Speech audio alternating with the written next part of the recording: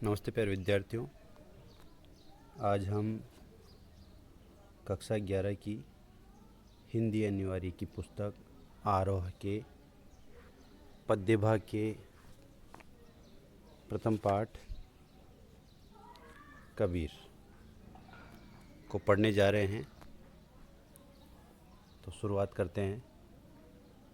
सबसे पहले पाठ के शुरुआत में कबीरदास जी का जो ग्रंथ है कबीरवाणी, जिसका संपादन किया है हजारी प्रसाद द्विवेदी जी ने, तो उसमें से एक पंक्ति ली हुई है जो आप देख रहे हैं। वो पंक्ति है, मैं कहता हूँ आँखिन देखी, तू कहता कागद की लेखी। इसका तात्पर्य कबीरदास जी ने ये बताया है। इसका तात्पर्य ये है कि कबीरदास जी मानते थे और लोगों से कहते थे कि तू कहता कागज़ की लेखी, तुम कागज़ पर लिखी हुई बात को सत्य या सच कहते हो, और मैं कहता हूँ आँखिन देखी। कबीरदास जी कहते कि लेकिन मैं आँखों देखी बात को ही सच मानता हूँ। ऐसा इसका अर्थ है।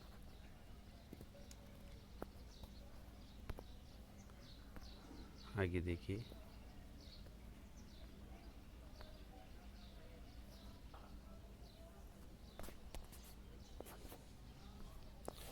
पहले कबीर से संबंधित जानकारी हम ले लेते हैं। कबीर का जन्म सन 1398 ईस्वी को वाराणसी शहर के पास लहरतारा नामक स्थान पर हुआ, जो कि उत्तर प्रदेश में है। और आप सब जानते होंगे वाराणसी का जो पुराना जो नाम है, वाराणसी शहर को प्राचीन समय में काशी के नाम से जानते थे, और मध्य समय में बनारस भी कहा जाने लगा, और वर्तमान में हम वाराणसी कहते हैं। इनकी कबीर की जो प्रमुख रचनाएं हैं, बीजक है, और जिसमें साकी, सबद और रमैनी संकलित है। बीजक इनका ग्रंथ है कबीर का, उसमें साखियाँ है, सबद है और रमैनी, इन तीनों नाम से इन्होंने रचनाएं की है। मृत्यु सन 1518 में बस्ती के निकट मगहर में। वहीं काशी के निकट ही मगहर नामक जो जगह है, वहाँ पर कबीर ने अपने प्राण त्यागे। इनका कहने का तात्पर्य उनका देहावसान हुआ। फिर आगे देखिए। कबीर भक्ति काल की निर्गुण धारा ज्ञानाश्री शाखा के प्रतिनिधि कवि हैं। वे अपनी बात को साफ और दो टूक शब्दों में प्रभावी ढंग से कह देने के हिमायती थे। कैसे? बन पड़े तो सीधे सीधे, नहीं तो दरेरा देकर। कहने का तात्पर्य वो साफ सुथरी बात कह देते थे, उस बात से किसी को बुरा लगे तो लगे, वो कहने से झिझकते नहीं थे कि साफ और सच कहने में। इसका तात्पर्य यह है। इसीलिए वो बात साफ कहने वाले थे, इसलिए कबीर को हजारी प्रसाद द्विवेदी जी ने वाणी का डिटेक्टर कहा है। हजारी प्रसाद द्विवेदी ने कबीर की जो रचनाएं थी उनका संपादन किया है, तो उनकी इसी शैली की वजह से उन्होंने उनको ये नाम दिया, वाणी का डिटेक्टर। कबीर के जीवन के बारे में अनेक किंवदंतियाँ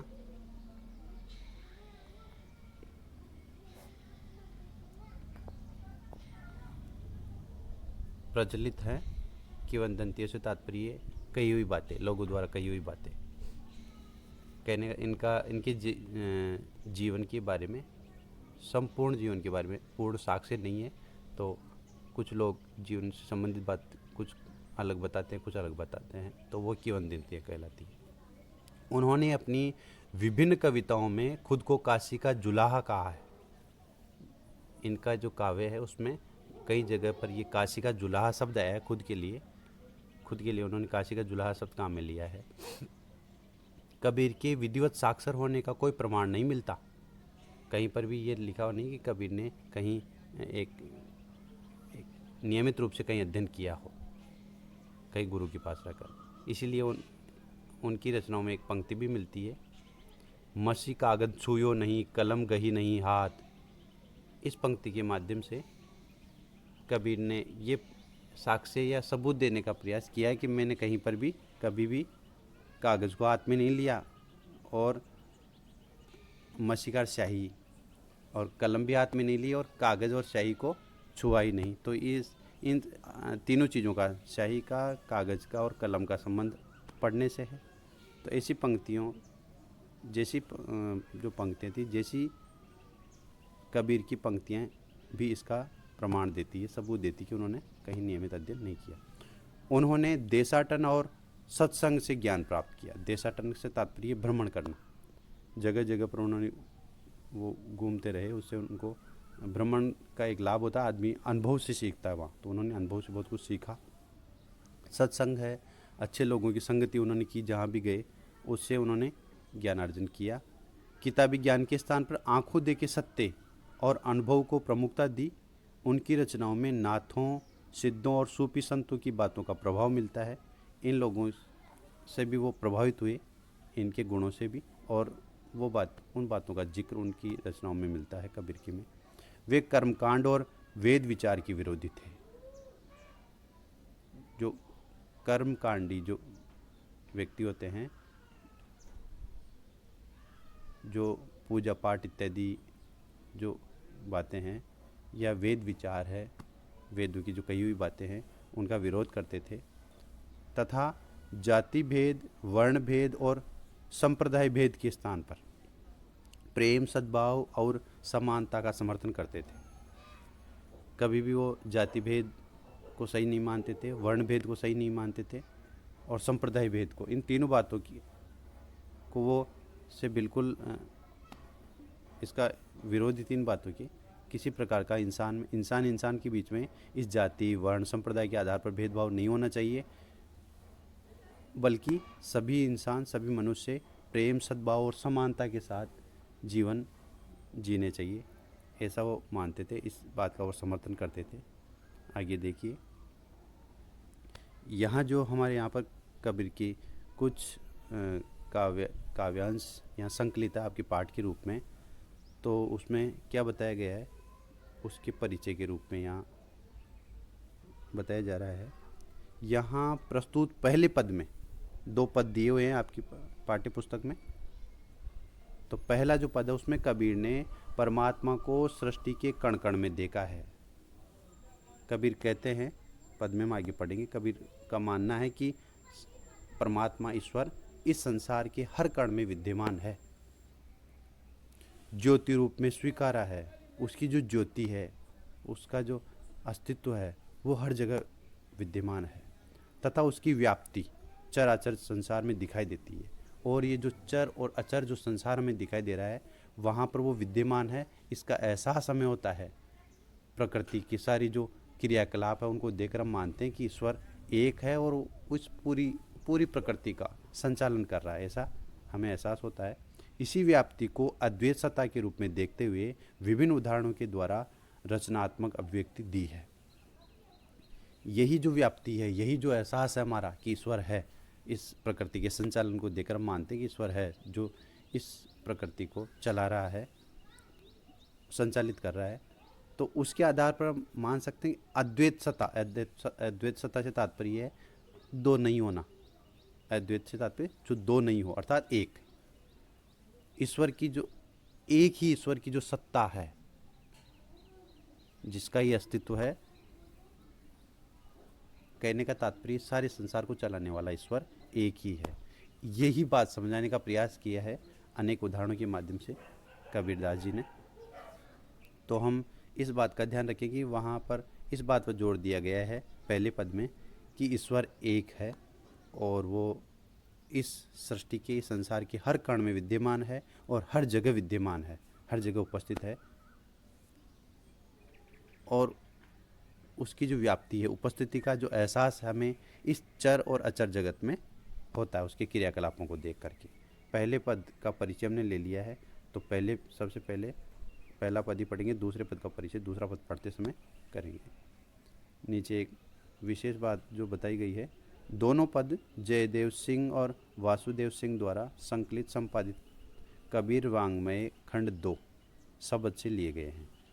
यहाँ पर जो पहले हमने बात की थी कबीर वाणी की, जिसका संपादन हरिहर प्रसाद द्विवेदी ने किया है, एक पंक्ति आई थी, उसके बाद संबंध में हमने बात की थी। यहाँ पर जो पद है उनका संपादन जयदेव सिंह और वासुदेव सिंह द्वारा जो संपादित जो कबीर वाङ्मय है पुस्तक है, जो काव्य संग्रह है, उसमें से ये 2 पद लिए हुए हैं।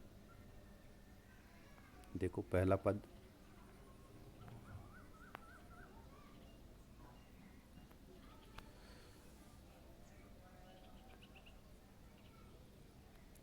हम तो एक एक करी जाना, दोई कहें तिन्हीं को दो जग जिन नाहिन पहचाना। एक ही पवन एक ही पानी एके ज्योति समाना, एके काक गड़े सब भांडे एके कोहरा साना। जैसे बाढ़ी काष्ठ ही काटे अग्नि न काटे कोई, सब घटी अंतर तू ही व्यापक धरे स्वरूपे स्वरूपे सोई। माया देखी के जगत लुभाना, काहे रे नर गरबाना। निर्भय भया कछु नहीं व्यापे, कहे कबीर दीवाना। तो जो परिचय में हम जो समझ पाए हैं, उसी के आधार पर इसका अर्थ समझने का प्रयास हम करेंगे। यहाँ कबीरदास जी वर्णन करते हुए कह रहे हैं कि हम तो ये अच्छी तरह जान गए हैं, या हमारे ये समझ में आ गया है कि सर्वत्र विद्यमान, पहली जो पंक्ति है, हम तो एक एक करी जाना, उसका तात्पर्य बताया जा रहा है। हमारे समझ में आ गया है कि सर्वत्र विद्यमान परमपिता परमात्मा, या यूँ कहें ईश्वर एक है, एक ही है। हम तो एक एक करी जाना, कहने का तात्पर्य हम ये जान गए हैं, समझ गए, जाने से तात्पर्य ये है कि ईश्वर एक ही है। दो ही कहे तिन्हीं को दो जग जिन नाहिन पहचाना। लेकिन दो ही कहे, वो लोग दो कहते हैं जिन नाहिन पहचाना, जिन्होंने ईश्वर को नहीं पहचाना है। तो जो लोग, इस प्रकार समझें, जो लोग ईश्वर को 2 अलग अलग रूपों में मानते हैं, जैसे अलग अलग रूपों से तात्पर्य, जैसे ईश्वर को हम कहते हैं आत्मा परमात्मा, ईश्वर के 2 रूप है, या ये कह देते हैं कि जीव और ब्रह्म के रूप में ईश्वर 2 रूपों में है। तो ऐसा इस प्रकार जो मानते हैं, वास्तव में वास्तविकता ये है कि ऐसे लोग ईश्वर को या परमात्मा को पहचान नहीं पाए हैं, वो सही रूप से ईश्वर को नहीं जानते हैं, और इसी नहीं जानने की वजह से ही वे लोग संसार को भी, या बीच में एक शब्द आया दो जग का अर्थ है नरक, तो वही लोग इस नहीं जानने की वजह से अज्ञानतावश ही इस संसार को भी नरक इत्यादि कहकर भेद करते हैं, मानते हैं भाई इस संसार में नरक भी है। अब नरक है अर्थात ईश्वर को 2 रूपों में मानने वाले जो अज्ञानी, जो ये लोग हैं, यही संसार को स्वर्ग और नरक रूप में इस संसार का भेद कर देते हैं कि संसार में स्वर्ग भी है नरक भी है। तो वो अज्ञानी लोग ही इस प्रकार का भेद करते हैं। बल्कि वास्तविकता क्या है? वास्तविकता है कि इस संसार में सब कुछ एक ही है, इस संसार में सब कुछ एक ही है, ये बताने का प्रयास किया है कबीरदास जी ने। अब एक कैसे है, आगे की पंक्तियों से कबीर ने बताने का प्रयास किया है। एके पवन एक ही पानी एके ज्योति समाना। कबीर कह रहे हैं कि इस संपूर्ण संसार में वायु एक ही है। वास्तविकता भी यही है, वायु का कहीं कोई बंटवारा नहीं है भाई। देश काल में कहीं अलग अलग, इस हिंदुस्तान में अलग वायु चलती है और दूसरे देशों में अलग चलती है। वायु का कहीं कोई बंटवारा नहीं है, विभाजन नहीं है। पानी जल भी एक ही है, और जो ज्योति है या यूँ कहें जो अग्नि है वो भी एक ही है। अर्थात इन बातों का जब ये शाश्वत जो चीज़ें हैं, ये सब कुछ एक ही है, तो सारा संसार, सब संसार में सारी जो अन्य जो चीज़ें हैं वो भी एक ही है। इनके आधार पर हम ये कह सकते हैं। फिर आगे और समझाने का प्रयास किया है एक ही के अर्थ में। एक एक एक काख गड़े सब भांडे, एक एक कोहरा साना। काख का अर्थ मिट्टी है और भांडे का अर्थ हम घड़ा कह दें, मिट्टी का बर्तन। और एक एक अर्थ एक कोहरा का अर्थ कुम्हार, जो मिट्टी के बर्तन बनाता है। साना का अर्थ सानना, सानने से वो जो मिट्टी को मिलाने का जो कार्य, वो सानना कहलाता है। तो आगे बताया गया है कि एक ही मिट्टी से सब घड़े या जो बर्तन है वो बने हुए हैं, और इन सबको बनाने वाला एक ही कुम्हार है। अब ईश्वर, यहाँ कबीरदास जी ने ईश्वर द्वारा इस सारे सृष्टि के निर्माण की जो बात है वो बताने का एक अप्रत्यक्ष रूप से हमें ये समझाने का प्रयास किया कि संसार के घड़े, मिट्टी के जो बर्तन हैं, घड़े, इससे तात्पर्य कि सारे जो संसार के जो जीव हैं, उन सबको बनाने वाला कुम्हार का अर्थ ये ईश्वर को कुम्हार कहा है। जैसे मिट्टी के बर्तनों को बनाने वाला कुम्हार होता है, वैसे ही इस संसार के जो सारे जो जीव हैं उनको बनाने वाला ईश्वर भी एक ही है। और सारी जो वस्तुएं संसार की कहें, उनको बनाने वाला एक ही है।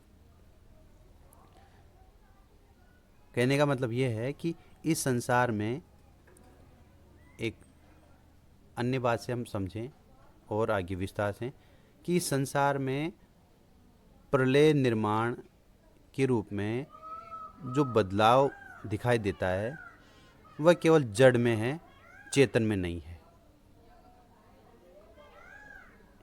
विस्तार से समझे, आगे की बात तब समझ में आएगी। सब चीज़ों को बनाने वाला एक ही ईश्वर है, लेकिन हमें कुछ भ्रम कैसे होता है? भ्रम यह है कि हमें लगता है कि कुछ बदलाव हो रहा है। तो वो सब बदलाव किस प्रकार से? प्रलय और निर्माण, कुछ बिगड़ रहा है, नष्ट हो रहा है, कुछ उत्पन्न हो रहा है, या मनुष्य जीवों के बारे में जीवों की मृत्यु हो जाना, फिर उनका जन्म लेना, और संसार की सारी जो चीज़ें हैं, पेड़ पौधे हैं, वनस्पति है, सब सारी जो चीज़ें हैं, एक बार नष्ट होना, फिर उनका पुनः वापस से उत्पन्न होना। ये सारी जो बातें हैं, ये बदलाव जो दिखाई देने से हमारे मन में थोड़ा असमंजस पैदा होता है। लेकिन वो असमंजस नहीं करना है। वो सारा जो बदलाव है वो जड़ चीज़ों में है, चेतन में नहीं है। चेतन एक ही है, वो विद्यमान है। ईश्वर एक ही है, उसके संबंध में ये सारी बात बताई जा रही है। ईश्वर एक ही है और वो चेतन है, और जो बदलाव हो रहा है वो जड़ की वजह से हो रहा है। कैसे? वो आगे विस्तार से बताया गया है आगे की पंक्तियों में।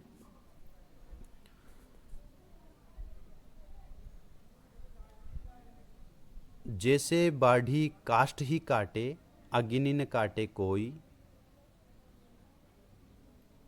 सब घटी अंतरि तू ही व्यापक, धरे स्वरूपे सोई। यहाँ जैसे बाढ़ी का लकड़ी का कार्य करने वाला बढ़ई, काष्ठ काट लकड़ी है, उसको काट सकता है। अग्नि का अग्नि है। तो जिस प्रकार लकड़ी का कार्य करने वाला बढ़ई अपनी आवश्यकता के अनुसार लकड़ी को काट सकता है, लेकिन यदि जलती हुई लकड़ी हो तो वह उस जलती हुई लकड़ी में जो अग्नि है उस अग्नि को नहीं काट सकता। ये हम बात समझें।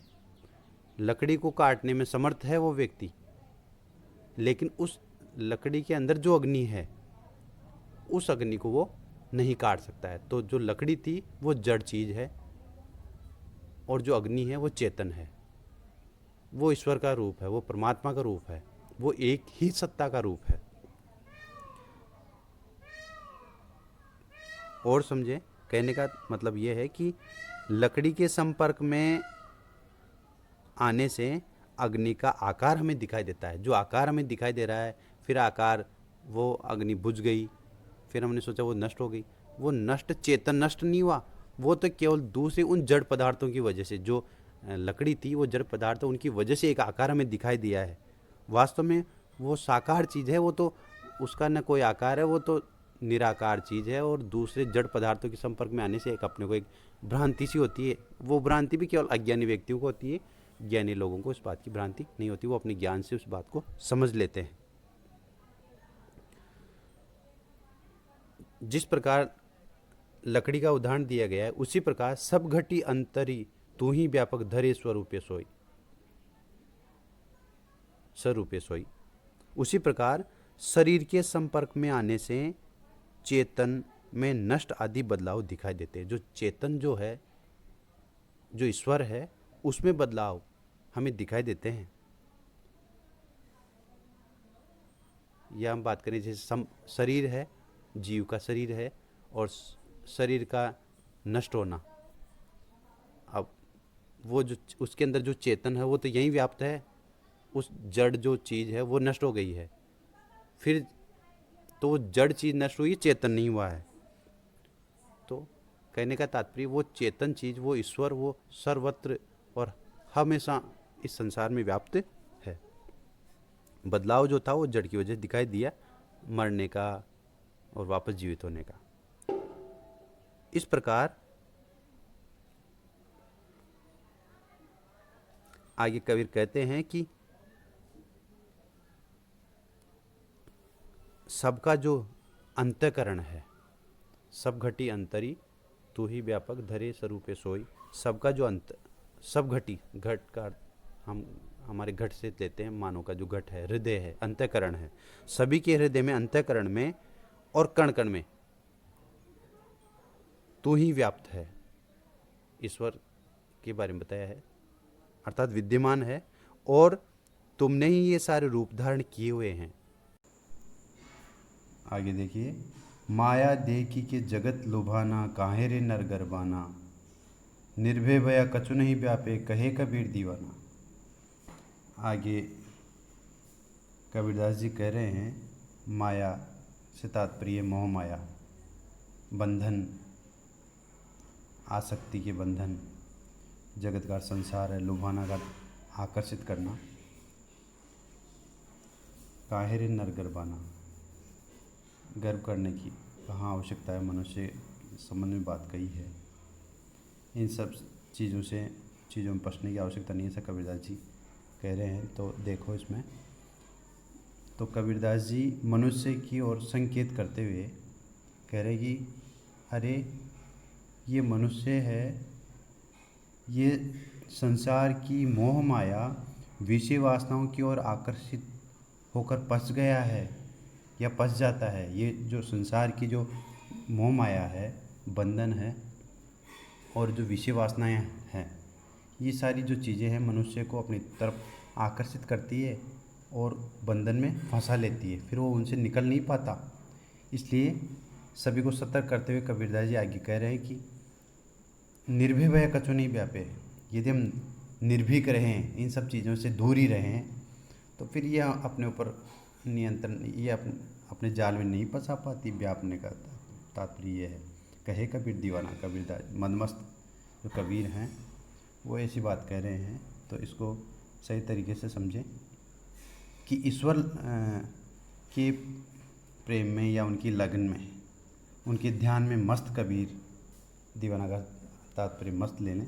कबीर कहते हैं कि इन सब चीज़ों से, इन सब विषय वासनाओं से, मोह माया से दूर रहने पर मनुष्य को ये माया के बंधन फंसा नहीं सकते, बांध नहीं सकते। इस प्रकार ये पहले पद की व्याख्या पूर्ण हुई है।